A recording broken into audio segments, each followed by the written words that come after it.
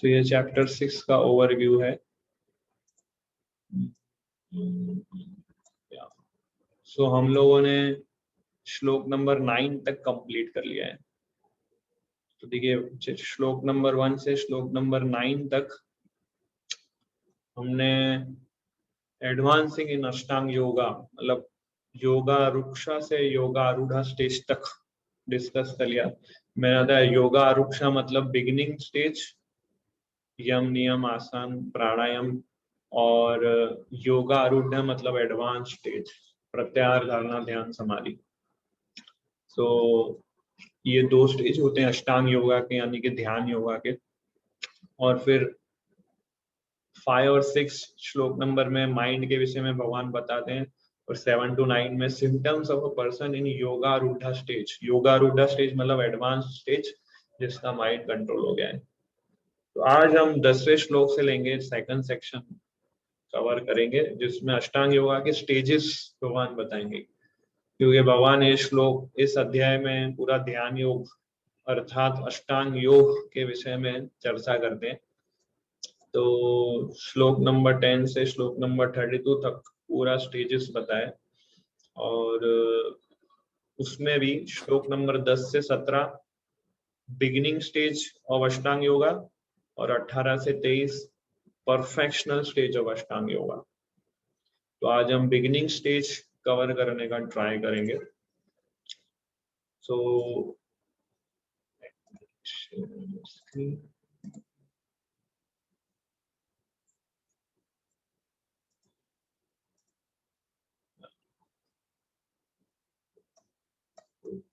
तो पढ़ते हैं हम श्लोक नंबर 10 से। यस, कोई पढ़िए 10 नंबर।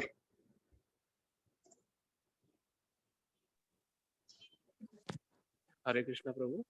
हरे कृष्ण। यस प्रभु, पढ़िए योगी 10 नंबर। यज्ञता सतताम योगी योगिता सतताम आत्मनाम रहसि स्थितः एकाकी यता चितात्मा निराशीर अपरिग्रह।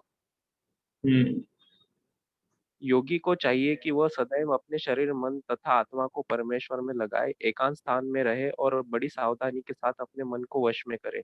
उसे समस्त आकांक्षाओं तथा संग्रह भाव की इच्छाओं से मुक्त होना चाहिए। तो ये अष्टांग योगा जो व्यक्ति प्रैक्टिस करना चाहता है उसको 10 नंबर के श्लोक से प्रैक्टिस करना शुरू करना चाहिए, इंस्ट्रक्शंस फॉलो करना शुरू करना चाहिए जो भगवान बताते हैं। और प्रभुपाद ये पूरे अध्याय में हर एक श्लोक में ये समझाते हैं कि डिवोटी जो कृष्णा कॉन्शियस प्रैक्टिस कर रहे हैं यानी कि हम सभी लोग ऑलरेडी अष्टांग योगा को क्रॉस कर चुके हैं, और हम सभी लोग बेस्ट ऑफ द बेस्ट अष्टांग योगी हम सब, ये परपोर्ट में प्रभुपाद कन्विंस करेंगे। और मैं भी आप लोग के साथ साइमल्टेनियसली एक चार्ट शेयर करूंगा जिस चार्ट में बताया जाएगा डिफरेंस अष्टांग योगी जो प्रैक्टिस करता है और कृष्णा कॉन्शियस डिवोटी जो है वो प्रैक्टिस करता है। तो जो कृष्णा कॉन्शियस डिवोटी होता है वो already best of the best yogi माना जाता है। तो इस श्लोक में भगवान बता रहे हैं कि जो अष्टांग योगी है उसे योग युंजिता सततम आत्मानम रहसी स्थिति। यस, उस व्यक्ति को एकांत में रहना चाहिए। रहसी स्थिता, देखिए रहसी मतलब एकांत स्थान में रहना चाहिए। तो अष्टांग योगी की चर्चा हो रही है अभी। तो अष्टांग योगी को हमेशा एकांत स्थान में रहना चाहिए। एकांत स्थान में जैसे कि किसी जंगल में या हिमालय की कोई चोटी में या कोई भी नदी के किनारे जहाँ कोई व्यक्ति भीड़ भाड़ नहीं होती हो, क्योंकि इसमें भगवान कहते हैं ना कि उससे सावधानी के साथ अपने मन को वश में करना होता है, ये पॉइंट है। तो ये इजीली कैसे पॉसिबल होगा जब वो योगी किसी एकांत स्थान में रहेगा। तो इसलिए यहाँ पे कहा गया रहसी स्थिता मतलब एकांत स्थान में। और दूसरा शब्द यूज किया है एकाकी, उसे अकेले रहना है। ये नहीं एकांत स्थान में जाके अपने 10 फ्रेंड के साथ उधर रह रहा है, ऐसा नहीं। एकांत स्थान सेक्लूडेड प्लेस एंड अलोन, उसको अकेले रहना होता है। और अकेले के क्या करना है, अकेले अकेले रह के उसको फेसबुक या व्हाट्सएप चैटिंग या टेलीग्राम चैटिंग नहीं करना है। वो भगवान बता दें उस योगी को अकेले रह के क्या करना है। यत चितात्मा, मन को सदा भगवान के विषय में चिंतन करना है उसको। तो उसको सारे प्रकार के डिस्ट्रैक्शंस को छोड़ने पड़ेंगे। और दो और चीजें इसके साथ करनी है जो मैंने श्लोक में हाईलाइट किए। एक है निराशीर और दूसरा है अपरिग्रह। सो निराशीर और अपरिग्रह। निराशीर शब्द का अर्थ देखिए, किसी अन्य वस्तु से आकृष्ट हुए बिना, और अपरिग्रह का अर्थ है स्वामित्व की भावना से रहित, संग्रह भाव से मुक्त। तो निराशय मतलब उसको किसी भी वस्तु से अट्रैक्ट नहीं होना है, किसी भी वस्तु के प्रति अटैचमेंट या अट्रैक्शन नहीं रखना है। तो ये योगी को प्रैक्टिस करना होता है, क्योंकि माइंड अगर कहीं भी अट्रैक्ट हो जाएगा, अटैच हो जाएगा, तो उसके साधना में उसका डिस्टर्बेंस क्रिएट होगा। वो विष्णु पे चिंतन नहीं कर पाएगा एकांत स्थान में। इसलिए यम नियम आसन प्राणायाम उसको रेगुलर बेसिस पे करना है। और जब वो मेडिटेशन करने बैठे तब उसको पूरा प्रयास करना है कि उसका मन विष्णु में लगा रहे। और अपरिग्रह, अपरिग्रह मतलब उससे चीजें इकट्ठा नहीं करनी है। जब वो निराशीर होगा तभी वो अपरिग्रह होगा। अगर वो निराशी नहीं रहेगा तो अपरिग्रह नहीं बन पाएगा। अगर उसका अटैचमेंट रहेगा तो वो चीजों को इकट्ठा करता रहेगा। अगर अटैचमेंट ही नहीं रहेगा किसी वस्तु से तो वो किसी चीज से इकट्ठा नहीं करेगा। तो डिवोटीज जो होते हैं वो ये सारी चीजें फॉलो करते हैं। प्रभुपाद ऐसा कहते हैं। डिवोटी के लिए रहस्य स्थान का अर्थ क्या है, हम डिवोटीज के लिए, कि केवल भक्तों के संग में रहना। क्योंकि डिवोटी के एसोसिएशन में रहेगा तो कभी मटेरियल टॉक्स नहीं होंगे, कभी कभी भी कोई सेंस ग्रेटिफिकेशन प्लान नहीं बनेगा। डिवोटीज हमेशा कृष्ण कथा ही होगी उन दोनों के बीच में। तो मन हमेशा कृष्ण यानी कि विष्णु में लगा रहेगा, जो अल्टीमेट गोल है अष्टांग योग का। फिर डिवोटी जो होता है वो अकेले रहता है। अकेले मतलब कि उसको कोई भी मटेरियलिस्टिक व्यक्ति उसके आसपास नहीं रहता है, ही इज अलोन। अगर डिवोटी के संग में ही रहते हैं तो that is as good as कि वो अकेले रहता है। और जहां डिवोटी साथ में रहते हैं वो स्थान एकांत स्थान ही माना जाता है, और वो स्थान पवित्र स्थान ही माना जाता है। फिर चाहे वो अहमदाबाद में हो या बॉम्बे में हो या दिल्ली में हो या फिर उत्तर प्रदेश में हो, मध्य प्रदेश में हो, हिमाचल प्रदेश, कहीं भी अगर डिवोटी साथ में रहते हैं तो वो स्थान पवित्र या तीर्थ स्थान बन जाता है। और कोई भी मटेरियल प्लान नहीं बनता है, कोई भी सेंस ग्रेटिफिकेशन का प्लान नहीं बनता है। फिर निराशीर डिवोटी जो होता है किसी भी वस्तु से अटैच नहीं होता है। क्यों नहीं अटैच होता है? क्योंकि उसको पता है हर एक वस्तु कृष्णा की है, हर एक वस्तु को कृष्णा की सेवा में लगाया जा सकता है। तो इस तरह से वो खुद कोई भी वस्तु से अटैच नहीं होता है। उसका अटैचमेंट सिर्फ एक ही चीज से होता है कि हर वस्तु को कृष्णा की सेवा में कैसे लगाया जाए। और फिर अपरिग्रह, अपरिग्रह मतलब वो कभी कुछ संग्रह नहीं करता है, क्योंकि उसको पता है कुछ भी उसका नहीं है। क्योंकि उसका कुछ भी नहीं है, सब कुछ भगवान का है, तो वो चीजें इकट्ठा करने में नहीं लगेगा। और यही पॉइंट प्रभुपाद परपोर्ट में बहुत सुंदर रूप से एक्सप्लेन करते हैं। तो पढ़िए ये यहाँ से। ये सारी सिद्धियां तथा सावधानियां तभी पूर्ण रूपेण अभी दोनों ने बंद कर दिया पढ़ना, आई थिंक। हरे नेहर रू कृष्ण पढ़िए। प्रभु जी। ये सारी सिद्धियां तथा सावधानियां तभी पूर्ण रूपेण कार्यान्वित हो सकती है जब मनुष्य प्रत्यक्षतः कृष्ण भावना भावित हो। क्योंकि आगे भी पढ़ना है प्रभु जी। हाँ पढ़िए पढ़िए पढ़िए। क्योंकि साक्षात कृष्ण भावनामृत का अर्थ है आत्मोत्सर्ग, जिसमें संग्रह भाव परिग्रह के लिए लेश मात्र स्थान नहीं होता। श्रील रूप गोस्वामी कृष्ण भावनामृत का लक्षण इस प्रकार कर देते हैं। अनासक्त यह विषय यहाँ से पढ़िए अभी नेक्स्ट हाईलाइट। यहाँ कृष्ण भावना भावित व्यक्ति भली भांति जानता रहता है कि प्रत्येक वस्तु श्री कृष्ण की है, फलस्वरूप वह सभी प्रकार के परिग्रह भाव से मुक्त रहता है। इस प्रकार वह अपने लिए किसी वस्तु की लालसा नहीं करता। वह जानता है कि किस प्रकार कृष्ण भावनामृत के अनुरूप वस्तुओं को स्वीकार किया जाता है और कृष्ण भावनामृत के प्रतिकूल वस्तुओं को परित्याग कर दिया जाता है। वह सदैव भौतिक वस्तुओं से दूर रहता है क्योंकि वह दिव्य होता है, और कृष्ण भावनामृत से रहित व्यक्तियों से किसी प्रकार का सरोकार न रखने के कारण सदा अकेला रहता है। अतः कृष्ण भावनामृत में रहने वाला व्यक्ति पूर्ण योगी होता है। इसलिए कृष्णा भावनामृत व्यक्ति पूर्ण योगी है। हम सभी लोग best of the best devotees है। So congratulations to everyone. हम सभी लोग best of the Ashtanga yogis हैं। तो हम सभी के लिए ये सब बेसिक चीजें फॉलो करने की आवश्यकता नहीं। हम सभी को हिमालय जाने की आवश्यकता नहीं। हम सभी को एक जगह पे ध्यान लगा के मेडिटेट करने की आवश्यकता नहीं है। अगर आप डिवोटीज के एसोसिएशन में रहते हो, कृष्णा कॉन्शियस प्रैक्टिस करते हो, तो आप निराशीर भी हो और अपरिग्रह भी हो, क्योंकि आपके पास ये पूरा ज्ञान है कि हर वस्तु कृष्णा की है और हर वस्तु को कृष्णा की सेवा में ही लगाया जाता है। तो मेरे लिए क्या बचता है? कुछ नहीं। तो मैं किसी चीज से अटैच नहीं रहूंगा, मैं किसी चीज को एक्सप्लॉइट नहीं करूंगा, मैं किसी चीज को एंजॉय नहीं करूंगा। तो ऐसे ही उसका माइंड कृष्णा में लगा रहता है, कृष्णा की सेवा में अटैच्ड रहता है। तो मन में बुरे ख्याल या इंद्रिय तृप्ति के ख्याल नहीं आएंगे। इस तरह से वो कांस्टेंट समाधि में रहता है। ये पॉइंट प्रभुपाद इधर लिखते हैं, देखिए यहाँ पर।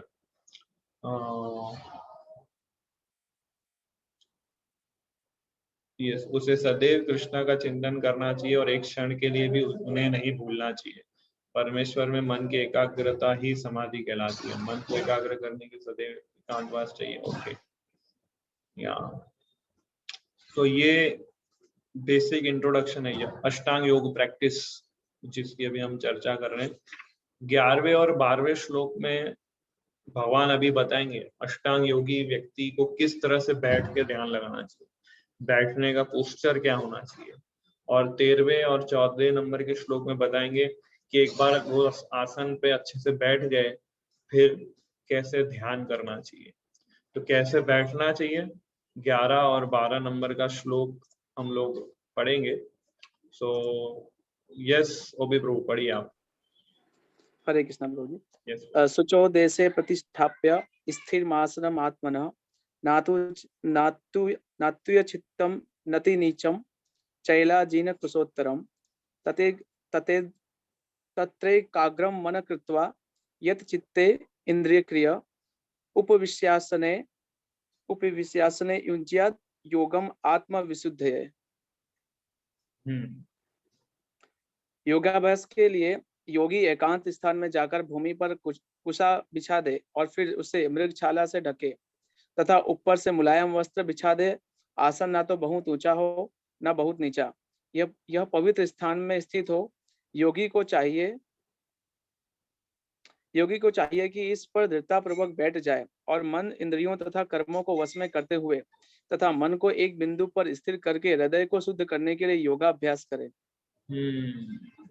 तो ये इसका संस्कृत भी बहुत अच्छा है श्लोक, संस्कृत श्लोक।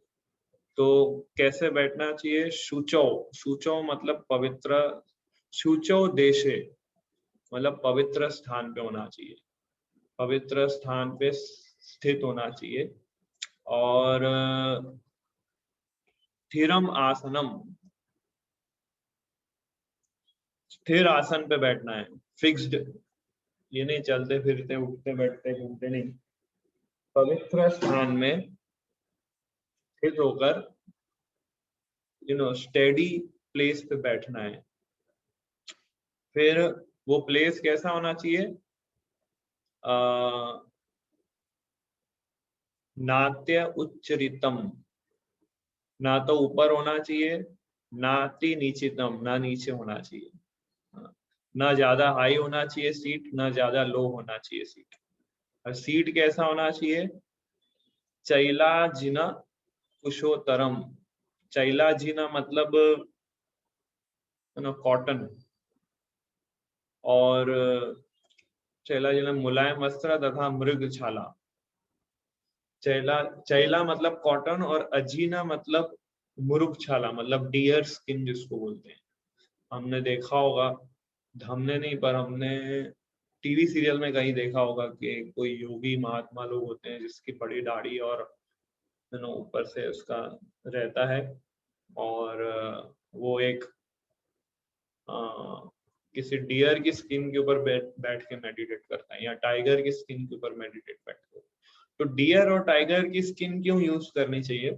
क्योंकि योगी जब ऐसे एकांत स्थान में जाके ध्यान करने बैठेगा तो हो सकता है कोई सांप या बिच्छू या कीड़े मकोड़े उससे काटे। तो जब वो डियर स्किन पे बैठता है तो ये सारी चीजें उस पे अफेक्ट नहीं करेगी, ये सारी चीजें उसके निकट नहीं आएगी अगर वो डियर स्किन पे बैठेगा तो। क्योंकि ये डियर स्किन या फिर टाइगर की स्किन में कुछ केमिकल्स होते हैं जो ये सारे रेप्टाइल्स को दूर रखते हैं, हमारे नजदीक आने नहीं देते। तो इसलिए इसमें कहा गया है मृग छाला, मतलब डियर स्किन के ऊपर पहले उसे कुशा ग्रास बिछाना है, फिर उसके ऊपर डियर स्किन बिछाना है, और फिर उसके ऊपर कॉटन का कपड़ा बिछाना है, और उसके ऊपर बैठना है। उस पे बैठ के क्या करना है? तत्रैकाग्रम मना, मन को एकाग्र करके आत्मा विशुद्ध योग का प्रोसेस फॉलो करना है। तो ये पूरा मेथड है कि अष्टांग योग में हमें कैसे बैठना चाहिए। और इसमें भी प्रभुपाद समझाते हैं कि आगे यस, यहाँ से पढ़िए। बड़े बड़े शहरों की तथाकथित योग समितियां भले ही धन कमा लें, किंतु वे योग के वास्तविक अभ्यास के लिए स्वतः अनुपयुक्त होती है। जिसका मन विचलित है और जो आत्मसंयमी नहीं है, वह ध्यान का अभ्यास नहीं कर सकता। अतः बृहन्नादि पुराण में कहा गया है कि कलयुग में जबकि लोग अल्पजीवी आत्म साक्षात्कार में मंद तथा चिंताओं से व्यग्र रहते हैं, भगवत प्राप्ति का सर्वश्रेष्ठ माध्यम भगवान के पवित्र नाम का कीर्तन है। जो हरे नाम एवं केवलम, कलो नास्ते व नास्ते व गतिरन था। कला और दंभ के इस युग में मोक्ष का एकमात्र साधन भगवान के पवित्र नाम का कीर्तन करना है। कोई दूसरा मार्ग नहीं है, कोई दूसरा मार्ग नहीं है, कोई दूसरा मार्ग नहीं है। तो इसलिए कलयुग के अंदर ये सारा जो प्रोसेस भगवान इसमें समझा रहे हैं वो प्रैक्टिकल नहीं है, और बहुत बहुत बहुत बहुत कम लोग उसको प्रैक्टिस कर सकते हैं। इसलिए कलयुग के अंदर चैतन्य महाप्रभु प्रकट हुए और उन्होंने इस हरे नाम का हमें प्रीशियस गिफ्ट दिया। ये देखिए पैरेलली मैं आपको ये चार्ट दिखाऊंगा। देखिए हमने 10वां नंबर श्लोक चर्चा किया, 10वां, 11 और 12। तो इसमें अष्टांग योग और कृष्णा कॉन्शियस दोनों का कंपैरिजन है, जिसमें आप देख सकते हैं कि अष्टांग योग जो है उसे दोनों व्यक्ति को बॉडी माइंड और आत्मा, बॉडी माइंड एंड सोल भगवान से कनेक्ट करना, और भगवान का रिलेशन कैसा है दोनों के प्रति कि अष्टांग योगी जो है वो पार्शियली या इम्परफेक्टली या इनडायरेक्टली भगवान से कनेक्ट होता है, और डिवोटी जो होता है वो फुल्ली और डायरेक्ट रिलेशनशिप में होता है भगवान के। अष्टांग योगी जो होता है वो जैसे हमने देखा कि अकेले रहता है और एकांत में, एंड डिवोटी जो होते हैं हमेशा भक्तों के संग में रहते हैं, अनवांटेड एसोसिएशन से हमेशा दूर रहते हैं, इसलिए they are aloof from all the material things. फिर माइंड कंट्रोल अष्टांग योग के लिए कैसा है? स्ट्रगल है, उसको ध्यान लगाना पड़ता है, माइंड से उसको बहुत स्ट्रगल करना पड़ता है, माइंड उसके विचारों को इधर उधर हमेशा ले जाता है। और डिवोटी जो होता है वो हमेशा भगवान और उसकी लीलाओं में चिंतन करता रहता है और कभी उनको भूलता नहीं है। सो नेचुरली उसका माइंड समाधि में रहता है विदाउट एनी स्ट्रगल। ठीक है। और अष्टांग योगी के लिए उसकी कॉन्शियसनेस जो मैंने बताया निराशय और अपरिग्रह, ये प्री रिक्वेस्ट है। प्री रिक्वेस्ट मतलब जब तक वो निराशय और अपरिग्रह नहीं होगा तब तक वो अष्टांग योग प्रैक्टिस नहीं कर सकता। इसलिए भगवान ने सबसे पहले ही श्लोक में बोल दिया 10वें नंबर के, उसको निराशय और अपरिग्रह बनना पड़ेगा। और कृष्णा कॉन्शियस व्यक्ति के लिए कैसा है कि जैसे ही वो कृष्णा कॉन्शियस प्रैक्टिस करना शुरू करता है ऐसे ही वो ऑटोमेटिक निराशय और अपरिग्रह ऑटोमेटिक हो जाता है। क्यों? क्योंकि बिगिनिंग स्टेज में ही उसको ये समझ आ जाता है कि कुछ भी मेरा नहीं है, सब कृष्णा का है, तो सब कुछ कृष्णा की सेवा में लगाना शुरू कर देता है पहले दिन से ही। और इस तरह से वो किसी चीज से अटैच नहीं होता है, युक्त वैराग्य प्रिंसिपल जिसको बोलते हैं। और 11वें और 12वें श्लोक में हमने देखा कि किस तरह से उसे बैठना है अष्टांग योगी को, ना ज्यादा ऊंचा ना ज्यादा नीचा, डियर स्किन, कुशाग्रास और स्ट्रेट पोस्चर, ये सब। बट डिवोटीज के लिए ऐसा कोई स्पेसिफिकेशन नहीं है। प्रभुपाद जो थे अर्ली मॉर्निंग वॉक पे जपा करते थे। सो चैंटिंग को कभी भी किया जा सकता है, कहीं भी किया जा सकता है, and there is no hard and fast rule, right. So आगे के श्लोक हम पढ़ते हैं टेक्स्ट 13 और 14 में। सो कौन पढ़ना चाहेगा 13 14? वो लोग हैंड रेस कर सकते हैं। यस, जय नागर प्रभु, पढ़ सकते हैं आप यहाँ।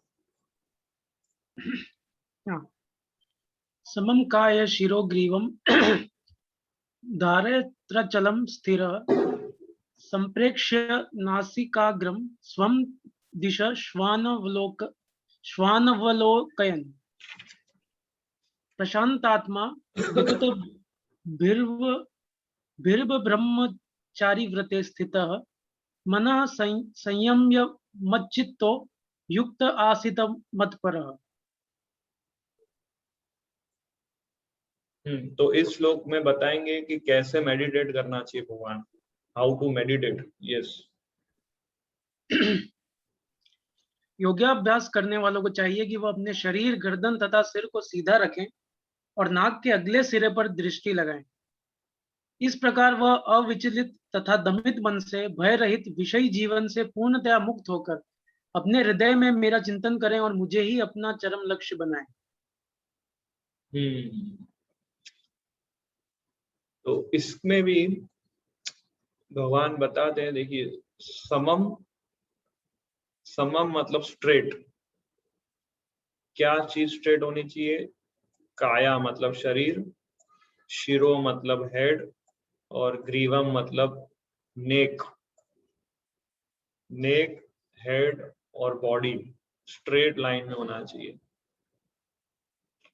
ठीक है। तो जब उसको बैठना है तो उसका हेड, उसका नेक और उसका बॉडी एकदम स्ट्रेट होना चाहिए। फिर स्ट्रेट होके क्या करना चाहिए? समप्रेक्षया नासिकाग्रम। समप्रेक्षया मतलब देखना, किसको देखना? नासिकाग्रम मतलब नासिका मतलब नोज। तो उसको आंखें बंद नहीं करनी है, रादर उसकी जो नाक है उसके टिप पे उसको ध्यान रखना है, उसके टिप पे उसको देखना है। और फिर दिशश चानवो लोकम, कहीं और उसको नहीं देखना है, उसका फोकस केवल उसकी नाक पे होना चाहिए। क्योंकि क्या है कि अगर वो आंखें खुली रखेगा तो उसकी नजर सब जगह जाएगी, उससे डिस्ट्रैक्ट हो जाएगा। और आंखें बंद कर देगा तो चांसेस है कि उसको नींद आ जाए। इसलिए उसकी आंखें आधी खुली होनी चाहिए, आधी बंद होनी चाहिए, अर्थात उसके नोज पे उसको पूरा मेडिटेट करना है। नोज पे उसको मेडिटेट नहीं, सॉरी, नोज पे उसकी दृष्टि होनी चाहिए, हाफ क्लोज हाफ ओपन। फिर प्रशांत आत्मा विगत ग्रह, प्रशांत विगत भीर। इसमें 3 चीजों का भगवान उल्लेख करते हैं, विगत भीरा, ब्रह्मचारी और मत चित्तो। तो विगत भीरा का अर्थ क्या है? देखिए शब्दार्थ में अगर हम देखें, यस, विगत भीरा मीन्स भय से रहित। तो वो अष्टांग योगी जो होना चाहिए वो भय से रहित होना चाहिए। He should be free from fear, है ना। भय, अगर उसको भय है कि कोई मेरे को जंगल में कोई भी डाकू आ गया या कोई शेर आ गया या कोई पशु जानवर कोई आ गया, तो वो अष्टांग योग प्रैक्टिस नहीं कर सकता। इसलिए उसको फियरलेस होना पड़ेगा। उसको ये इस बात से कन्विंस होना पड़ेगा कि उसके हृदय में परमात्मा है जो उसको हमेशा प्रोटेक्ट कर रहा है, जो हमेशा उसके साथ है।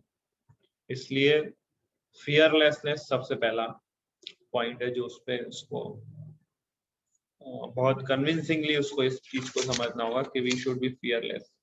और कृष्णा डिवोटी जो होता है वो ऑटोमेटिकली फियरलेस होता है। क्यों? क्योंकि ही इज फुल्ली कन्विंस्ड और वो पूरी तरह से भगवान की शरण में ही होता है। He is fully surrender. For example Prahlad Maharaj थे, ध्रुव महाराज थे, अम्बरीश महाराज थे। इन लोगों ने कभी अपने आप को बचाने के लिए कोई प्रोटेस्ट नहीं किया। अम्बरीश महाराज थे, उनको दुर्वासा मुनि श्राप दे रहे थे, उन्होंने भगवान से ये प्रार्थना भी नहीं की कि मुझे बचाइए। रादर उनकी नेचुरल कॉन्शियसनेस थी कि कृष्णा में हमेशा उनका एब्जॉर्प्शन रहे। इसलिए कृष्णा ने स्वयं उनको प्रोटेक्शन दिया, बिकॉज वो पूरे सरेंडर में थे कृष्णा के। उसी तरह प्रहलाद महाराज को हिरण्यकशिपु ने खाई से नीचे फेंका, समुद्र में डाला, अग्नि के बीच में रखा, सांपों के बीच में रखा, हमेशा वो प्रोटेक्ट रहे। इसलिए डिवोटीज जो होते हैं वो ऑटोमेटिकली फियरलेस होते हैं। वो अपने आप को प्रोटेक्ट करने के लिए कोई ज्यादा मेहनत नहीं करते हैं। उन्हें पता है, जैसे छोटा बच्चा होता है वो अपने आप को प्रोटेक्ट करने के लिए मेहनत नहीं करता है। उसे पता है कि मैं अपनी माँ की गोद में हूँ, आई एम ऑलवेज प्रोटेक्टेड। वो कभी ये नहीं सोचता है कि मेरी माँ मुझे प्रोटेक्ट करेगी कि नहीं, वो कभी इसका ख्याल भी नहीं आता है उसको। वो हैप्पीली सेफ और सिक्योर फील करता है जैसे ही वो अपने माँ की गोद में होता है। उसी तरह डिवोटी सेम इसी कॉन्शियसनेस से कृष्णा पे डिपेंडेंट है। पर अष्टांग योगी को सबसे पहले प्रैक्टिस करना होता है कि we should become fearless. Second point है ब्रह्मचारी व्रते। सो इस पॉइंट पे प्रभुपाद परपोर्ट में ज्यादा फोकस करते हुए कहते हैं, पढ़िए जय प्रभु इसका हाईलाइट पॉइंट। एक मिनट में आपको अनम्यूट करने का ऑप्शन देता हूँ। यस, आप कर सकते हैं अनम्यूट। हाँ, हृदय के भीतर इस विष्णु मूर्ति की अनुभूति प्राप्त करने के लिए ब्रह्मचर्य व्रत अनिवार्य है। अतः मनुष्य को चाहिए कि घर छोड़ दे और किसी एकांत स्थान में बताई गई विधि से आसीन होकर रहे। नित्य प्रति घर में या अन्यत्र मैथुन भोग करते हुए और तथाकथित योग की कक्षा में जाने मात्र से कोई योगी नहीं हो जाता। उसे मन को संयमित करने का अभ्यास करना होगा और सभी प्रकार की इंद्रिय तृप्ति से, जिसमें मैथुन जीवन मुख्य है, बचना होता है। सो अगर उसको भक्ति प्रैक्टिस करनी है या इस प्रकार का योगा प्रैक्टिस करना है या कर्म योगा प्रैक्टिस करना है, तो सबसे पहला कोई भी आप प्रैक्टिस कर रहे हैं कोई भी चीज, तो सबसे पहली चीज कि आपको सेलिबसी फॉलो करना होता है। क्योंकि अगर आप सेंस ग्रेटिफिकेशन करेंगे साइमल्टेनियसली कोई भी योगा प्रैक्टिस करेंगे, आप माइंड को स्टडी नहीं कर पाएंगे, माइंड को कंट्रोल नहीं कर पाएंगे। चाहे आप कोई भी प्रोसेस फॉलो कर रहे हो, भक्ति योगा क्यों ना कर रहे हो या अष्टांग योग क्यों ना कर रहे हो, first of all we have to practise this celibacy life अर्थात ब्रह्मचारी लाइफ। और प्रभुपाद इसमें आगे एक्सप्लेन करते हैं। यस, पढ़िए। एक मिनट, हाँ अनम्यूट कर सकते हैं आप। हाँ, इसलिए बचपन से जब मैथुन का कोई ज्ञान नहीं होता, ब्रह्मचर्य की शिक्षा दी जाती है। 5 वर्ष की आयु में बच्चों को गुरुकुल भेजा जाता है, जहाँ गुरु उन्हें ब्रह्मचारी बनने के दृढ़ नियमों की शिक्षा देता है। ऐसे अभ्यास के बिना किसी भी योग में उन्नति नहीं की जा सकती, चाहे वह ध्यान हो या कि ज्ञान या भक्ति। किंतु जो व्यक्ति विवाहित जीवन के विधि विधानों का पालन करता है और अपनी ही पत्नी से मैथुन संबंध रखता है, वह भी ब्रह्मचारी कहलाता है। फिर से पॉइंट पढ़िए ये। किंतु जो व्यक्ति विवाहित जीवन के विधि विधानों का पालन करता है और अपनी ही पत्नी से मैथुन संबंध रखता है, वह भी ब्रह्मचारी कहलाता है। अच्छा, अमेजिंग पॉइंट ना। तो ब्रह्मचारी का अर्थ ये नहीं है कि उसको कि वही व्यक्ति है जो मंदिर में रहता है या जंगलों में रहता है या अकेले रहता है, बट भक्ति योगा में उस व्यक्ति को भी ब्रह्मचारी बोला गया है जो केवल अपनी पत्नी से साथ ही रिलेशन रखता है और किसी से नहीं, और भक्ति योगा प्रैक्टिस करता है। तो ये फैसिलिटी केवल भक्ति योगा प्रैक्टिशनर्स के लिए ही है। अष्टांग योगियों के लिए कंपलसरी सेलिबेसी है, अष्टांग योगियों के लिए मैरिज एक्सेप्टेबल नहीं है, ऐसा प्रभुपाद आगे लिखते हैं, पढ़िए। ऐसे संयमशील गृहस्थ ब्रह्मचारी को भक्ति संप्रदाय में स्वीकार किया जाता है, किंतु ज्ञान तथा ध्यान संप्रदाय वाले ऐसे गृहस्थ ब्रह्मचारी को भी प्रवेश नहीं देते। तो ज्ञान और ध्यान संप्रदाय मतलब ये अष्टांग योग या ज्ञान योग, वो गृहस्थ ब्रह्मचारी को एक्सेप्ट नहीं करते हैं। क्यों, इसका भी रीजन बताते हैं, क्यों गृहस्थ ब्रह्मचारी क्यों भक्ति योगा ही प्रैक्टिस कर सकता है, आगे प्रभुपाद बताते हैं। यस, उनके लिए पूर्ण ब्रह्मचर्य अनिवार्य है। भक्ति संप्रदाय में गृहस्थ ब्रह्मचारी को संयमित मैथुन करने की अनुमति रहती है, क्योंकि भक्ति संप्रदाय इतना शक्तिशाली है कि भगवान की सेवा में लगे रहने से वह स्वतः ही मैथुन का आकर्षण त्याग देता है। तो ये की पॉइंट है।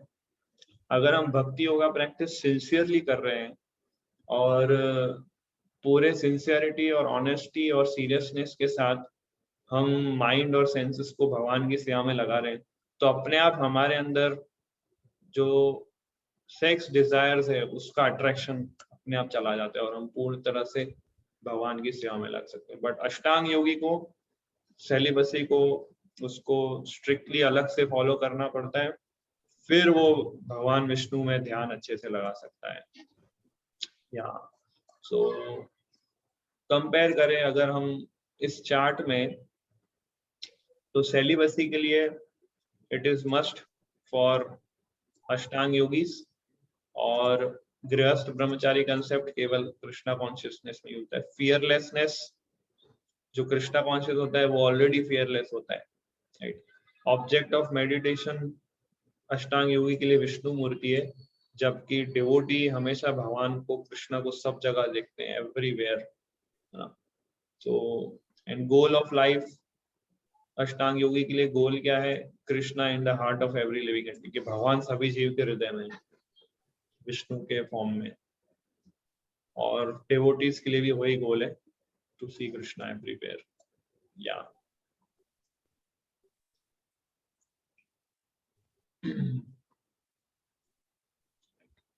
अगले श्लोक में 15 नंबर के श्लोक में अब भगवान कहेंगे what is the goal of अष्टांग योगा। ये प्रैक्टिस बता दी कि कैसे बैठना है, कैसे मेडिटेट करना है, अब बताएंगे अल्टीमेट गोल क्या है अष्टांग योगी का। Who would like to read that? Yes, खुशबू माता जी, you can unmute. युञ्जन्नेवं सदात्मानं योगी नियतमानसः शान्तिं निर्वाण परमां मत्संस्थाम् अधिगच्छति। इस प्रकार शरीर, मन तथा कर्म में निरंतर संयम का अभ्यास करते हुए संयमित मन वाले योगी को इस भौतिक अस्तित्व की समाप्ति पर भगवत धाम की प्राप्ति होती है। क्या है अष्टांग योग का अल्टीमेट गोल? कि उसे भगवत धाम की प्राप्ति होती है। तो इससे स्पष्ट हो जाता है कि अष्टांग योग का कोई भी योग हम प्रैक्टिस करते हैं उसका अल्टीमेट गोल क्या है? कि भगवत धाम की प्राप्ति। प्रभुपाद तात्पर्य में ये बताते हैं कि जो योग आज जो लोग कर रहे हैं, है ना, प्राणायाम, आसन, ये सब जो लोग कर रहे हैं वो एक्चुअली अष्टांग योग नहीं है। हालांकि अष्टांग योग में ये बताया कि पहले यम, नियम, आसन और प्राणायाम, प्रत्याहार, ये सब स्टेजेस आते हैं, बट ये लोग किस पर्पस से कर रहे हैं? क्या जैसे फॉर एग्जांपल रामदेव बाबा है, क्या हमें वो योगा इसलिए सिखाता है कि हम सब भगवत धाम जाए? वो हमें योगा इसलिए सिखाते ताकि हमारा स्वास्थ्य अच्छा रहे। तो वो अष्टांग योग में नहीं आएगा, क्योंकि अष्टांग योग का गोल क्या है इसमें क्लियर भगवान बोल रहे हैं कि भगवत धाम की प्राप्ति। इसलिए तात्पर्य में देखिए मैंने कुछ पॉइंट्स हाईलाइट किए। ये हाईलाइट पॉइंट्स बताते हैं कि आजकल के लोग जो सो कॉल्ड योगा प्रैक्टिस कर रहे हैं वो सब ये सुविधा प्राप्त करने के लिए कर रहे हैं भौतिक सुविधा, स्वास्थ्य लाभ, भौतिक सिद्धि, भौतिक अस्तित्व की समाप्ति के मतलब शून्य, अपनी आइडेंटिटी को भी शून्य कर देना। कई लोग इस प्रकार से भी मेडिटेट करते हैं कि कुछ भी चिंतन नहीं करना है, अपने आप को जीरो बना दो। इस प्रकार से भी कई लोग मेडिटेशन सेंटर खोल के बैठे हैं कि आप जीरो पे ध्यान करो। तो उसके लिए प्रभुपाद बोलते हैं कि भगवान की सृष्टि में कहीं भी शून्य नहीं है, उल्टे भौतिक अस्तित्व की संपत्ति से मनुष्य भगवत धाम में प्रवेश करता है। भौतिक अस्तित्व की समाप्ति से मनुष्य भगवत धाम में प्रवेश करता है। या तो इसमें हाईलाइट पॉइंट कुछ है, पढ़िए हाईलाइट पॉइंट। एक पूर्ण योगी जिसे भगवान कृष्ण का पूर्ण ज्ञान है, जैसा कि यहाँ पर भगवान ने स्वयं कहा है, मच्चिदः मत्परः मत्स्थानम, वास्तविक शांति प्राप्त कर सकता है और अंततो गत्वा कृष्ण लोक या गोलोक वृंदावन को प्राप्त होता है। तो इसमें ये बता रहे हैं कि जो परफेक्ट अष्टांग योग जो प्रैक्टिस करता है, वो जब भगवान कृष्ण का नॉलेज मतलब ज्ञान प्राप्त कर लेता है तो ही वो भगवान के धाम जा सकता है। ये पॉइंट बोला है। फिर पढ़िए ये नेक्स्ट हाईलाइट। भी कृष्ण तथा विष्णु रूप में उनके पूर्ण विस्तार को सही जाने बिना वैकुंठ में या भगवान के नित्य धाम गोलोक वृंदावन में प्रवेश नहीं कर सकता। तो जब तक अष्टांग योगी कृष्ण या विष्णु के रूप को पूरी तरह से समझ नहीं लेता, तब तक वो भगवत धाम नहीं जा सकता।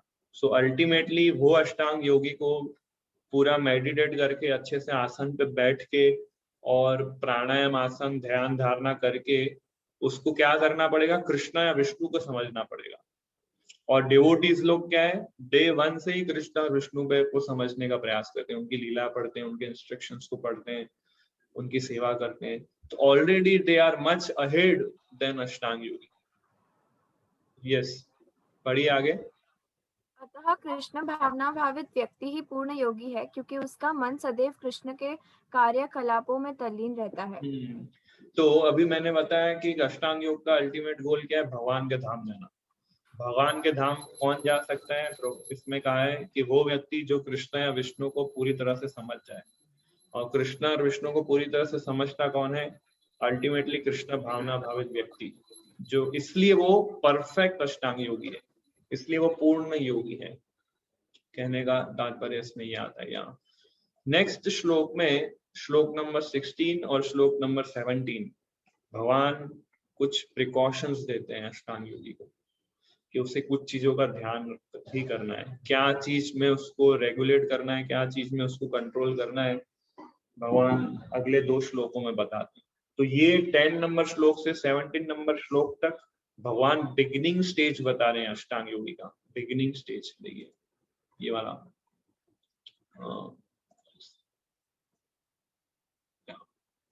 ठीक है। हम ये वाला सेक्शन अभी स्टडी कर रहे हैं 10 to 7, जिसमें basic practice, recommendations and goals of अष्टांग योगा चर्चा किया जाता है।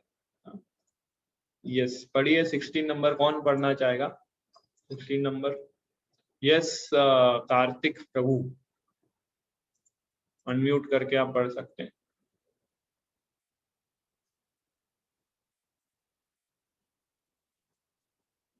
कार्तिक प्रभु, एक सेकंड में आपको अनम्यूट का ऑप्शन देता हूं। यस, आप अनम्यूट हो सकते हैं अभी।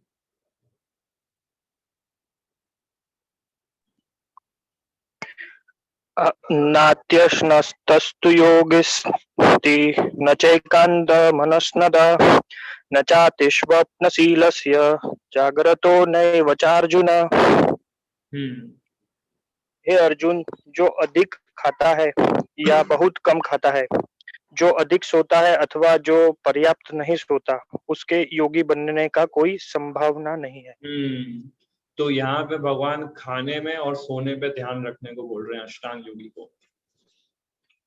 कि ज्यादा भी उसको नहीं खाना चाहिए, कम भी नहीं खाना चाहिए। क्यों? अगर वो ज्यादा खाएगा तो उसको नींद ज्यादा आएगी, तो वो योगा प्रैक्टिस नहीं कर पाएगा। और अगर वो कम खाएगा तो उसके पास एनर्जी नहीं रहेगी, नंबर 1। और नंबर 2, कम खाना खाने से पेट में गैस ज्यादा हो जाती है, जिसकी वजह से उसको डिजीज या अनकंफर्टेबल फील होगा। उस वजह से भी वो योग अपने मन पे कंट्रोल नहीं कर पाएगा, मन को एकाग्र नहीं कर पाएगा।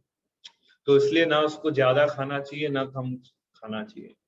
और जो अधिक सोता है अथवा जो पर्याप्त नहीं सोता वो भी योगी नहीं बन सकता है। अगर वो बहुत सोएगा तो लेजी बन जाएगा और बहुत कम सोएगा तो क्रेजी हो जाएगा, ऐसा प्रभुपाद कहते हैं। तो Krishna conscious movement is not for crazy and lazy and crazy people, क्योंकि कम सोने से दिमाग पागल हो जाएगा तो क्रेजी हो जाएगा, और ज्यादा सोएगा तो विल बिकम लेजी। तो इस तरह से प्रभुपाद कहते थे। सो उसी तरह से योगी जो होता है उसे भी ज्यादा अधिक भी नहीं सोना चाहिए और बहुत कम भी नहीं सोना चाहिए। सो ईटिंग और स्लीपिंग उसको रेगुलेट करना है। ये नहीं कि वो भावनाओं में बह गया है और खाना और सोना भूल जाए, तो उसकी बॉडी उसको फिर सपोर्ट नहीं करेगी योगा प्रैक्टिस में। कृष्णा कॉन्शियस डिवोटी अगेन उसका ईटिंग और स्लीपिंग कंट्रोल्ड है, ऑटोमेटिकली कंट्रोल हो जाता है। कैसे? जहां तक खाने का सवाल है, वो केवल भगवान का शुद्ध ऑफर किया हुआ प्रसाद खाता है, नंबर 1। नंबर 2, भगवान का ये आशीर्वाद है कि जो भगवान का प्रसाद खाता है उसकी इंद्रियां शुद्ध हो जाती है, प्योरीफाई हो जाती है। तो इसलिए उसको ज्यादा खाने की लालसा नहीं होती, उसकी इंद्रियां कंट्रोल होती है। क्यों? क्योंकि वो शुरू से ही भगवत प्रसाद खाता है। तो प्रसाद लेने से उसको कृपा मिलते जाती है, उसकी इंद्रियां शुद्ध होने लगती है। एक्चुअली प्रसाद, भगवान का प्रसाद खाना भी एक भगवान की सेवा है। हम अपनी जीवा से भी भगवान की सेवा कर सकते हैं। ये नहीं खाली हाथ पैर से हमें भगवान की सेवा करनी है, सभी इंद्रियों को भगवान की सेवा में लगाना है। तो जीव को भगवान की सेवा में कैसे लगाएंगे? उनका प्रसाद टेस्ट करके। सो इसलिए कृष्णा कॉन्शियस डिवोटी होता है वो शुरू से ही बेस्ट योगी है। आई मीन उसकी शुरू से ही इंद्रियां भगवान की सेवा में लगती है, इसलिए उसकी इंद्रियां शुद्ध होती है, इसलिए वो ज्यादा खाने का जो उसको लालच होता है वो नहीं खाता है। ऑटोमेटिकली उसका ईटिंग रेगुलेट हो जाता है और वो कम भी नहीं खाएगा। क्यों? क्योंकि अगर वो कम खाएगा तो उसको एनर्जी नहीं मिलेगी कृष्णा की सेवा करने के लिए, इसलिए वो उत्साह पूर्वक और रेगुलेट वे से खाता है। यस, बढ़िया, इसका हाईलाइट पॉइंट कार्तिक प्रभु। एक मिनट में आपको अनम्यूट, यस आप अनम्यूट करके पढ़ सकते हैं। अधिक भोजन का अर्थ है शरीर तथा आत्मा को बनाए रखने के लिए आवश्यकता से अधिक भोजन करना। तो ओवर ईटिंग किसको बोलते हैं? हम सबको ये पॉइंट याद होना चाहिए। शरीर हमें खाना क्यों चाहिए? केवल बॉडी और सोल को एक साथ रखने के लिए। बॉडी और सोल को एक साथ रखने के लिए जितना मिनिमम रिक्वायर्ड है उतना ही खाना चाहिए। उससे आप अधिक खा रहे हैं, that means that is over eating. और जो ओवर ईटिंग करता है ना तो वो योगा प्रैक्टिस कर सकता है, ना वो भक्ति प्रैक्टिस कर सकता है, ना वो चैंटिंग, रीडिंग, हियरिंग ध्यान से कर सकता है, ना मेडिटेशन अच्छे से कर सकता है। सो इसलिए उसको बॉडी और सोल को मेंटेन एक रखने के लिए जितना आवश्यकता है उतना ही वो ग्रहण करता है। यस, पढ़िए आगे। और आपको म्यूट नहीं हो जाना है कार्तिक प्रभु, जब ये श्लोक पूरा हो जाए तभी आपको म्यूट होना है। यस, ठीक है। ऐसे सादे भोज्य पदार्थ भगवत गीता के अनुसार सतोगुणी माने जाते हैं। जो आगे पढ़ू, जो व्यक्ति इंद्रिय सुख के लिए खाता है या अपने लिए भोजन बनाता है किंतु कृष्ण को भोजन अर्पित नहीं करता, वह केवल पाप खाता है। जो पाप खाता है और नियत मात्रा से अधिक भोजन करता है, वह पूर्ण योग का पालन नहीं कर सकता। तो सबसे पहले भगवान का भक्त भगवान को ऑफर करके खाता है, इसलिए वो शुद्ध हो जाता है। अगर हम ऑफर किए बिना भगवान को खाते हैं तो वो क्या खा रहे हैं? हम पाप खा रहे हैं। इसका श्लोक 3 अध्याय के 12 नंबर के श्लोक में भगवान बोलते हैं, भुंजते ते त्वघम पापम। तो जो मुझे भोग ला के नहीं खाता है वो पाप ही खाता है, ऐसा भगवान क्लियर बोलते हैं 3 अध्याय में। सो इसलिए डिवोटी ना प्योरीफाई खाना खाता है और अधिक खाना नहीं खाता है। यस, फिर आगे पढ़िए हाईलाइट। कृष्ण भावना भावित व्यक्ति शास्त्रों द्वारा अनुमोदित उपवास करता है, न तो वह आवश्यकता से अधिक उपवास रखता है, न ही अधिक खाता है। यस, तो कृष्णा भावना भावित व्यक्ति उपवास भी रेगुलेट वे में करता है। जैसे एकादशी है, फॉर एग्जांपल इस फ्राइडे को एकादशी है, तो वो रेगुलेट वे से एकादशी भी फॉलो करता है। इस तरह से उसका ईटिंग भी कंट्रोल में रहता है। यस, फिर आगे अभी मनुष्य सोने के विषय में कहते हैं। या मनुष्य को प्रतिदिन 6 घंटे से अधिक नहीं सोना चाहिए। जो व्यक्ति 24 घंटों में से 6 घंटे से अधिक सोता है, वह अवश्य ही तमोगुणी है। तमोगुणी व्यक्ति आलसी होता है और अधिक सोता है। ऐसा व्यक्ति योग नहीं साध कर सकता। तो एज पर भगवद गीता हमको 6 घंटे से अधिक नहीं सोना चाहिए। अगर हम 6 घंटे से अधिक सो रहे हैं means we are in mode of ignorance, हम तमोगुण में। ऑफ कोर्स हर बॉडी का अलग अलग रिक्वायरमेंट रहता है। कई लोग के 3 शिफ्ट में जॉब चलती है, morning shift, afternoon shift, night shift, और इस तरह से उनका पूरा शेड्यूल डिस्टर्ब हो जाता है। कभी रात को सुबह 6 बजे घर आते हैं और फिर 6 से 12-1 बजे तक सोते हैं, और कई लोग रात को 11 बजे आते हैं तो रात के 1 से सुबह 8-9 बजे तक सोते हैं। तो ये पूरा मिसमैच टाइमिंग पे अगर हम सोएंगे तो हमारा बॉडी ये योगा या भक्ति प्रैक्टिस नहीं कर पाएगा प्रॉपरली। और कई लोग की क्योंकि हर एक व्यक्ति का बॉडी रिक्वायरमेंट्स अलग है, तो कुछ लोग के लिए 7 आवर्स की स्लीप रिक्वायर होती है और कुछ लोग के लिए 5 आवर्स की स्लीप रिक्वायर होती है। बट ऑन एन एवरेज 6 से 7 घंटे मैक्सिमम। और ये प्रयास करना चाहिए कि ये 6 से 7 घंटे एक साथ हम सोए। ये नहीं कि रात को 4 घंटे सोए और दिन में फिर 2 घंटे सो गए, रात को 5 घंटे सोए और दिन में 2 घंटे। ट्राई कीजिए पूरा एक साथ in one shot 6 to 7 hours की स्लीप हो। दैट इज बेस्ट फॉर हमारे डिवोटीज को आइडियली मैक्स टू मैक्स 10 बजे तक सो जाना चाहिए और सुबह मैक्स टू मैक्स 4 o'clock को उठ जाना चाहिए। रात को 9 से 12 बजे की जो नींद होती है वो 6 घंटे के बराबर की नींद मानी जाती है, और जो 12 से 3 के बीच में सोता है वो 3 घंटे की नींद वो मानी जाती है। पर 9 से 12 के बीच में जो सोता है उसको 6 घंटे की आवर्स जितना रेस्ट मिला हो। तो बॉडी इस तरह से हमारा नेचर ने वर्क किया है कि रात बनी है केवल सोने के लिए। रात केवल बनी है सिर्फ सोने के लिए, और कुछ कार्य नहीं करना है रात्रि में, केवल सोना है। तो इस प्रकार से पहले हमें ईटिंग और स्लीपिंग का इंस्ट्रक्शंस देते हैं कृष्णा, और अगले श्लोक में दूसरी एक्टिविटीज पे भगवान हमें इंस्ट्रक्ट करते हैं। So who would like to read shloka number 17? Yes, Keyur Prabhu. या हरे कृष्ण प्रभु जी। हरे कृष्ण। युक्ताहार विहारस्य युक्तचेष्टस्य कर्मसु युक्त स्वप्नावबोधस्य योगो भवति दुःखः। वेरी फेमस श्लोक भगवत गीता का। इस श्लोक को हमें याद करना चाहिए और की मेमोराइजिंग श्लोक है ये।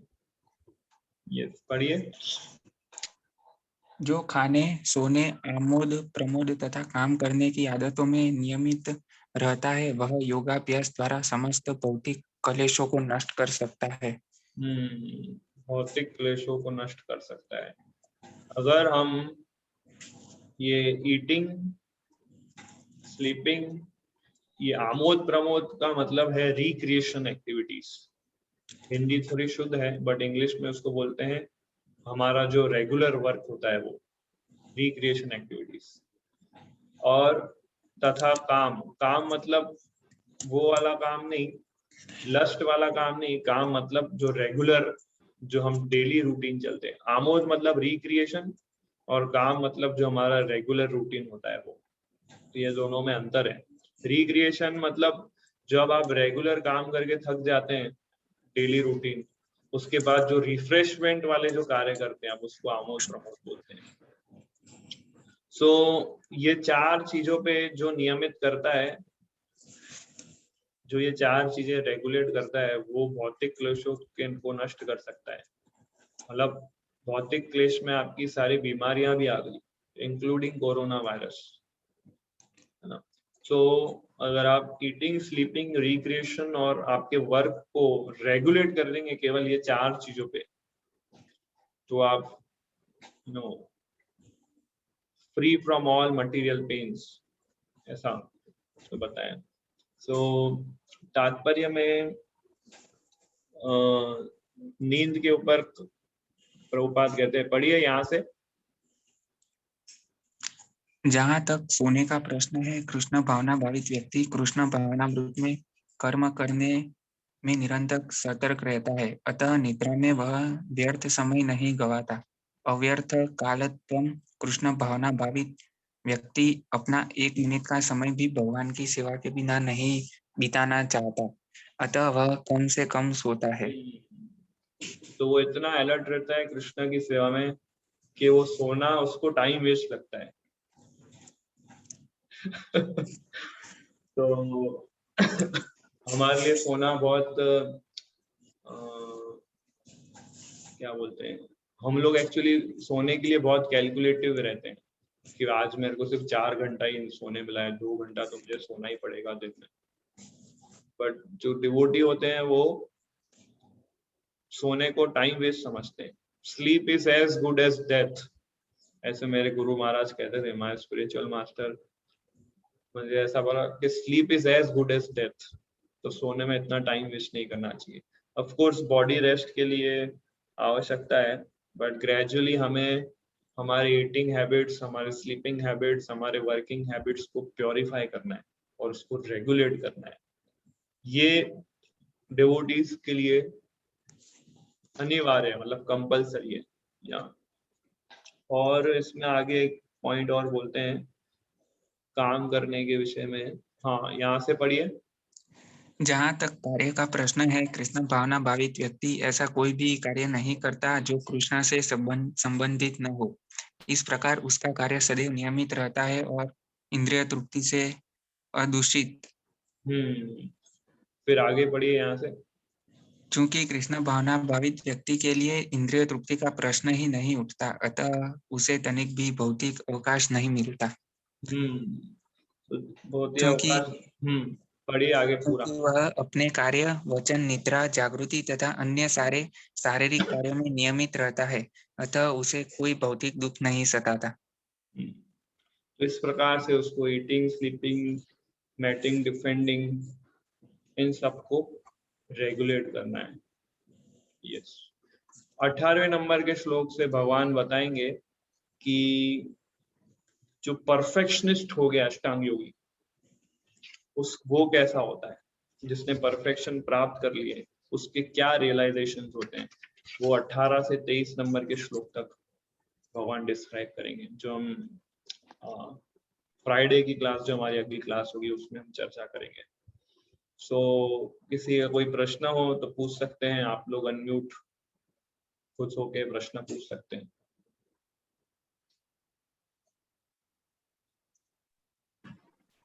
हरे कृष्ण प्रभु। हाँ, यस प्रभु।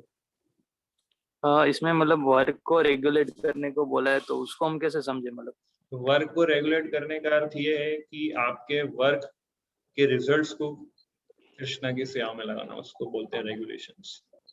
तो वो कार्य करता है तो केवल भगवान की संतुष्टि के लिए कार्य करता है, तो ऑटोमेटिकली उसका वर्क रेगुलेट रहता है।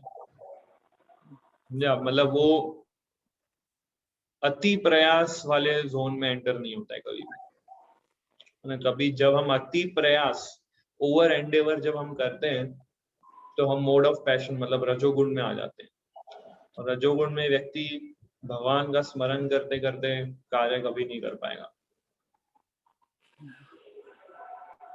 तो इसलिए वर्क को रेगुलेट करने का अर्थ है कि आप जो भी वर्क करें भगवान की प्रसन्नता के लिए करें। Okay Prabhu, thank you. Yes yes. और कोई प्रश्न? हरे कृष्णा प्रभु जी, मुझे Yes. लास्ट लेक्चर का रिकॉर्डिंग चाहिए। लास्ट लेक्चर का रिकॉर्डिंग आपको स्मिथ प्रभु है हमारे, आप देखेंगे पार्टिसिपेंट में स्मिथ प्रभु है, आप उनको संपर्क कर सकते हैं, वो आपको लास्ट लेक्चर का रिकॉर्डिंग भेज देंगे। तो स्मिथ प्रभु आप उनको भेज सकते हैं। यस प्रभु जी। उनका नाम है, क्या नाम है, विश्रुति शाह है इनका नाम। सो टेलीग्राम में इनको आप, हमारा जो ग्रुप है उसमें आप इनका नाम सर्च करेंगे, आपको मिल जाएगा, उनको आप सेंड कर सकते हैं। ओके प्रभु जी। या और कोई प्रश्न किसी को? यस हरे कृष्ण। यस प्रभु जी, मेरा प्रश्न ये था कि जैसे कि भक्त जो होते हैं वो भक्ति योग की शुरुआत जब करते हैं तो रीडिंग हियरिंग से काफी कुछ करते हैं। तो रीडिंग हियरिंग करने से उन्हें मतलब वो भगवान की जो भी फिलोसॉफी है या तो जो भी तत्व है उसके बारे में वो जान पाते हैं। लेकिन Yes. अष्टांग योगी तो वो डायरेक्ट जाके ध्यान कर रहे हैं, तो उनको कैसे पता चलता होगा फिलोसॉफी के बारे में? एक्चुअली अष्टांग योग जो प्रैक्टिस करता है वो भगवान विष्णु पे ध्यान करने का प्रयास करता है, जो सबके हृदय में है। ठीक है, और जब वो ये रियलाइजेशन पे पहुंच जाता है कि हर एक के हृदय में परमात्मा है, और जब ये कंक्लूजन पे पहुंचता है कि भगवान वासुदेव यानी कृष्ण ही सब कुछ है, तो वो उनकी भक्ति या उनकी सेवा में लग जाता है।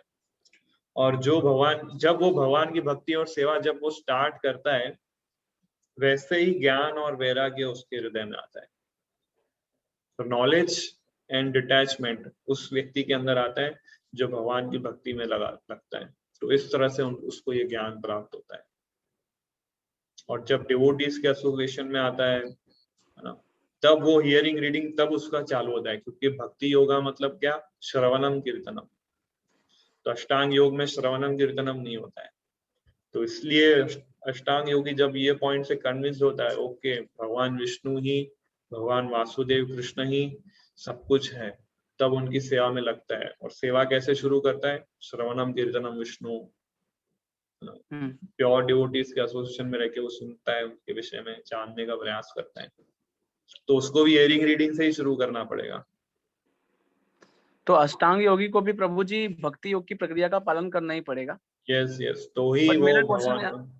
यस प्रभु जी, मेरा क्वेश्चन यहाँ पे ऐसा था कि जैसे कि जो भक्ति योग की प्रैक्टिस करता है तो वो इस जन्म में जितने भी प्रैक्टिस करता है तो अगले जन्म में वहां से कैरी फॉरवर्ड होकर वहां से आगे बढ़ता है। यस। तो अष्टांग योगी के साथ में भी ये चीज होती है क्या? हाँ, अष्टांग योगी के साथ में भी ये चीज होती है। अब देखिए, अष्टांग योगी तक जो पहुंचता है ना व्यक्ति, वो भगवत धाम नहीं जा पाता है, बट वो ब्रह्म ज्योति है वहां तक मैक्सिमम पहुंच पाता है। और अगर इन केस अपने जीवन काल में वो किसी डिवोटी के संपर्क में आ जाए और जब भक्ति योगा प्रैक्टिस करता है, फिर वो भगवान के धाम जाता है, ऐसा। और बहुत रेयर अष्टांगी होते हैं, योगीज होते हैं, बहुत रेयर अष्टांग योगीज होते हैं जो अष्टांग योगा प्रैक्टिस करके भगवत धाम जाते हैं, ऐसे भी है पर बहुत रेयर है। बट ऐसे लोग भी कहीं ना कहीं डिवोटी के संपर्क में आए होते हैं। फॉर एग्जाम्पल ध्रुव महाराज ने अष्टांग योग प्रैक्टिस किया था, बट अष्टांग योग प्रैक्टिस करने से पहले नारद मुनि से वो मिले थे। नारद मुनि से मिले थे, डिवोटी के एसोसिएशन में आए और उन्होंने उनको बताया कि आप विष्णु पे मेडिटेट करो, विष्णु का ध्यान करो, उनकी सेवा करो। फिर वो अष्टांग योग में लगे और फिर ध्रुव महाराज ने 6 महीने के अंदर भगवान विष्णु का दर्शन प्राप्त कर लिया और उनको भगवत धाम प्राप्त हुआ। तो रेयर अष्टांग योगीज होते हैं जो डायरेक्ट भगवत धाम जा पाते हैं। इसलिए अष्टांग योग प्रैक्टिस बहुत डिफिकल्ट है, हालांकि उसका गोल भी यही है, भगवत धाम जाना। यस प्रभु जी, अष्टांग योगी अपने ईटिंग और स्लीपिंग को कैसे रेगुलेट करते हैं? क्या जब वो निरंतर ध्यान करते रहते हैं, राइट? तो वो इसी भाव से ईटिंग और स्लीपिंग करते हैं कि उनका बॉडी और आत्मा एक साथ रहे बस। तो उनका ध्यान टूट नहीं जाता होगा क्योंकि ध्यान मग्न है, तो पूरे एकदम अलग एकांत स्थान में। मतलब अगर जैसे ध्रुव महाराज थे, वो भी, उनकी आप तपस्या आप रीड करो भागवतम के अंदर, तो बताते हैं कि वो केवल जो पेड़ पे जो फल होते थे उन्हीं को खाते थे। फिर धीरे धीरे उनकी तपस्या इंटेंसिफाई होने लगी तो सूखे पत्ते खाते थे। फिर और तपस्या इंटेंसिफाई हुई, केवल जो जमीन पे पत्ते गिरते थे उसको खाते थे। फिर और इंटेंसिफाई हुई तो 3 दिन में एक बार खाते थे। और इंटेंसिफाई हुई 9 दिन में एक बार खाते थे। और इंटेंसिफाई तपस्या हुई तो 3 दिन में एक बार वो सांस लेते थे।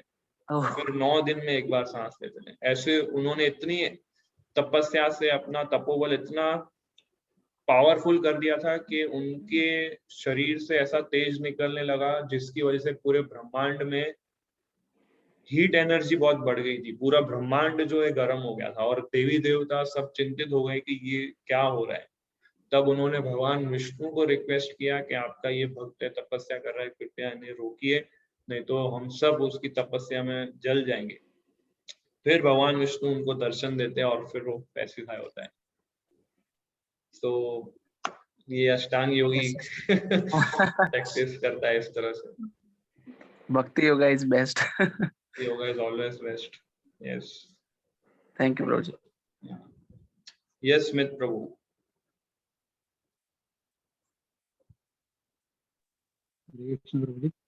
तो प्रभु जी वॉइस आपका नहीं आ रहा है क्लियर। अभी आ रहा है क्या?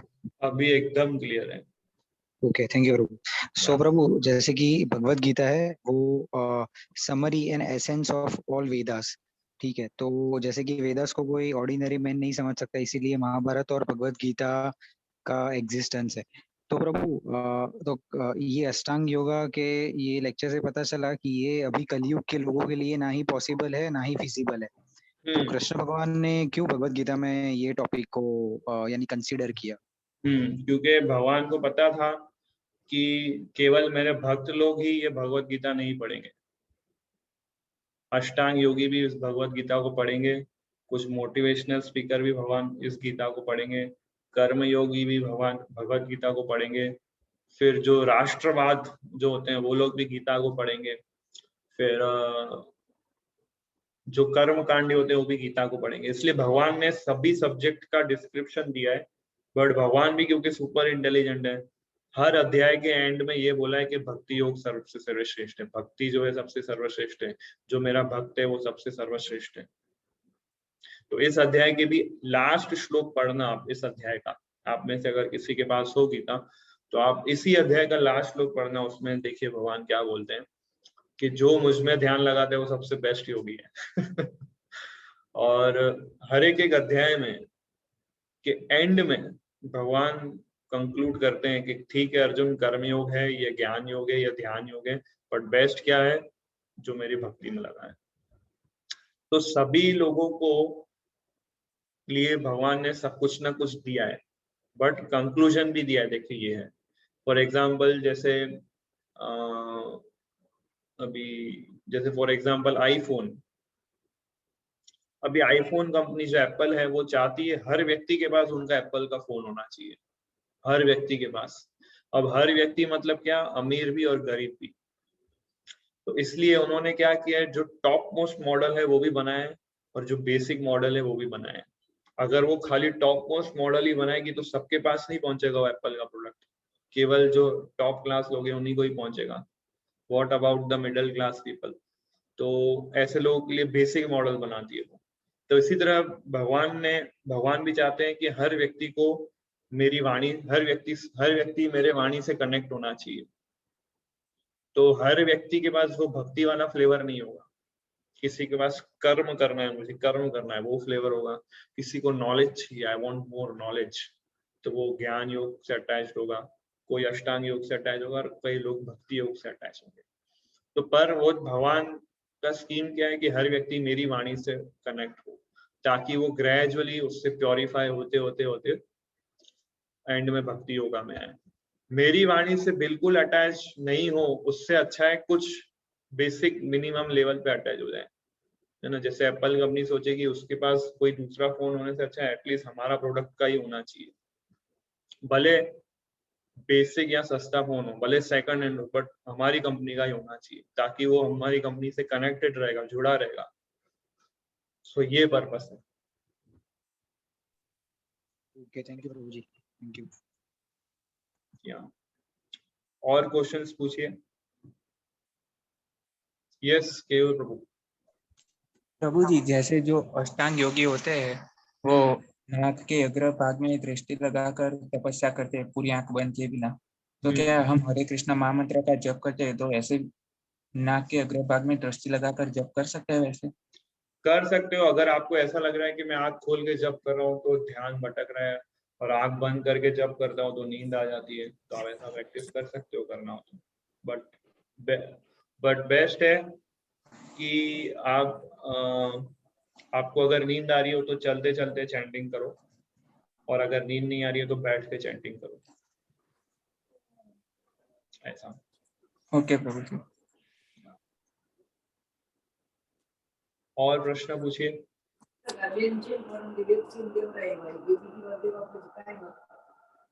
चिराग प्रश्न है कुछ तो आपको? हाँ प्रभु जी, सॉरी। हाँ यस। और प्रश्न किसी को कोई?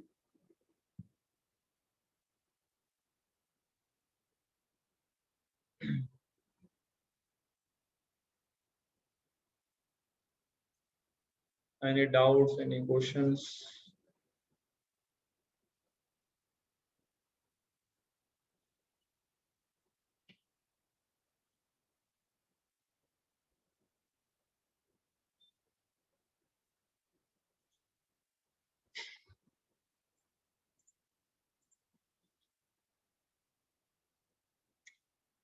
ओके, सो हम लोग एंड करते हैं इधर।